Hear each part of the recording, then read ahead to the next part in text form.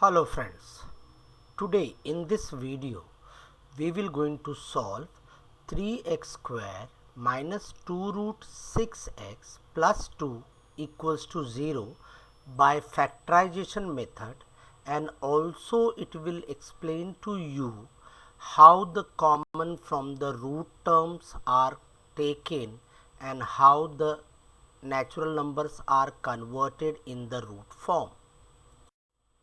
Let us begin. Our sum is 3x square minus 2 root 6x plus 2 equals to 0. So as you know, first we do sum, which is nothing but equals to linear term. So we have linear term in our equation as minus 2 root 6x, which is written. The second step is to find out product.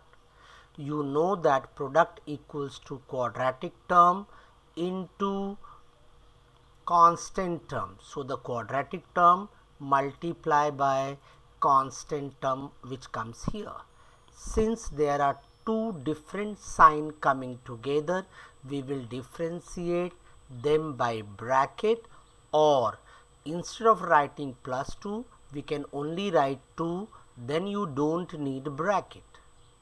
But since we are taking quadratic term and constant term, as usual I am showing it that quadratic term and the constant term along with their sign. So when we simplify further, we get plus 6x square of product.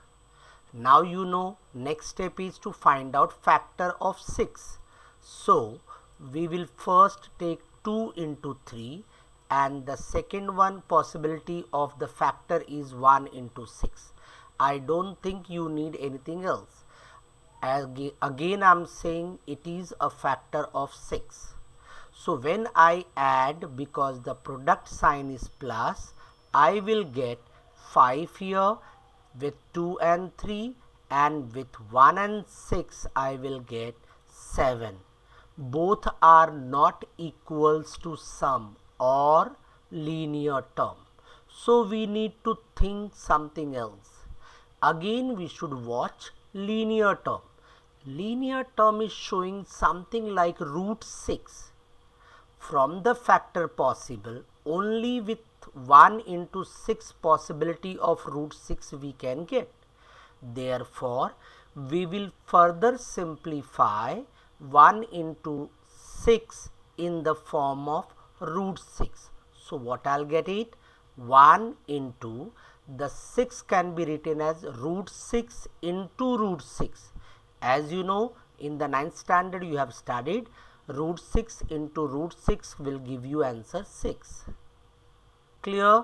So now the same terms can be written as 1 root 6 into 1 root 6, which when I add as the product sign is plus, I will get answer 2 root 6, which is equals to our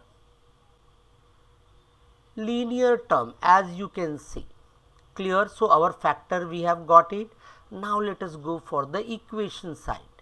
So we have 3x square minus sign, and the bracket is kept vacant, plus 2 equals to 0.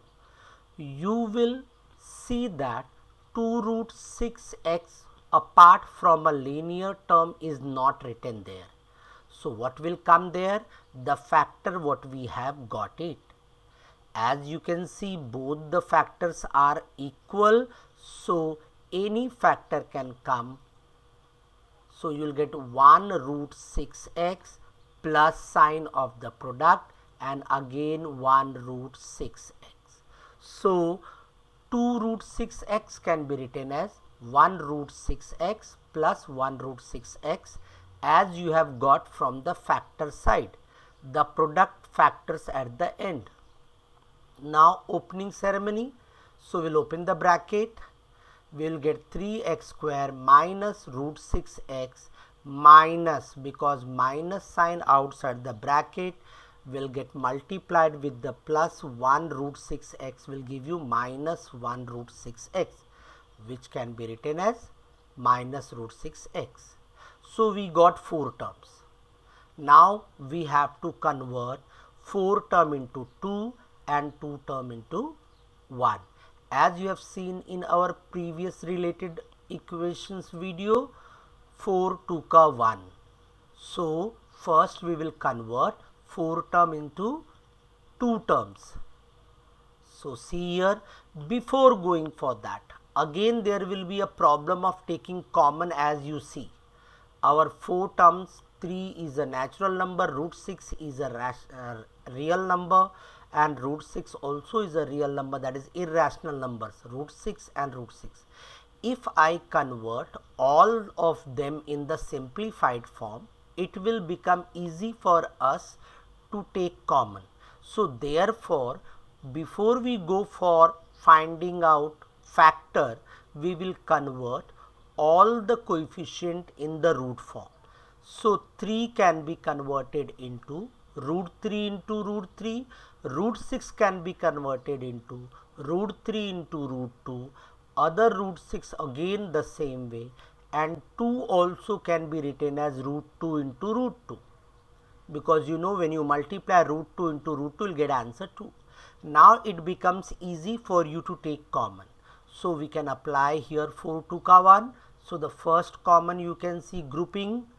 Before we go for a common, we have formed the group of the 2 terms. Let us see what is common from the first group.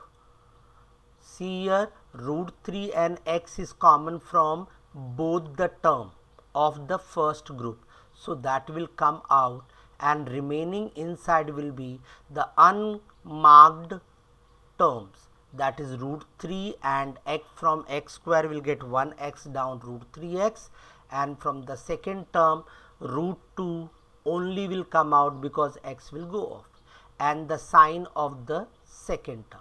So we get the factor as root 3x into root 3x minus root 2. This is from first group. Similar way we will find out from the second group. So first you can see minus sign will come out, see common, so that will come here, and then we will get root 2 from both the terms out. We got it root 2 here. Now next part, what is remaining from both the terms will come down.